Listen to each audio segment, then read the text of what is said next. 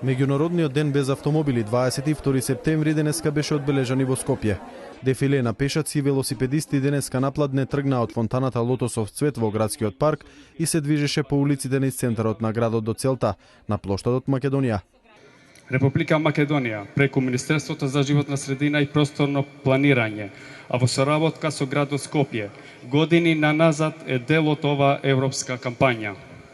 Со задоволство можам да кажам дека ова 2011 година можеме да се пофалиме со заокружување на низ активности во една целина која дава видливи резултати. Не само што е подигната свеста за користење на алтернативни превозни средства во секојдневниот живот, туку и со низа инвестиции и зафати на државните и градските власти се обезбедија инфраструктурни услови за едноставно, безбедно и ефикасно користење на алтернативните превозни средства. Велосипедот стана неминовна реалност, а со обновување на возниот парк на јавниот градски сообраќај се обезбедени солидни услови за користење на автобускиот превоз. Користејќи ги алтернативните видови на превоз, ние во исто време се грижиме за намалување на загадувањето на амбиенталниот воздух во местото на нашето живење. Се грижиме за своето здравје и постигнуваме економски бенефити.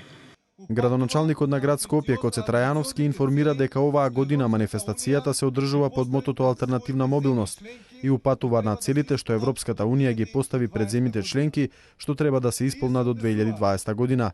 Целите, како што рече, се однесуваат на намалување на емисијата на стакленички гасови, зголемување на енергетската ефикасност и поголемо користење на обновливи извори на енергија. Со подобрување на сообраќајот на локално ниво, градовите значително придонесуваат за постигнување на енергетска рамнотежа, но и за подобрување на квалитетот на животната средина. Сметам дека градот Скопје во моментов е најподготвен за учество во една ваква голема манифестација и има со што да се представи пред европската јавност. Во одбележувањето на Денот без автомобили и Европската недела на движењето меѓу другите се приклучи Издруженијето на студенти и средношколци со хендикеп.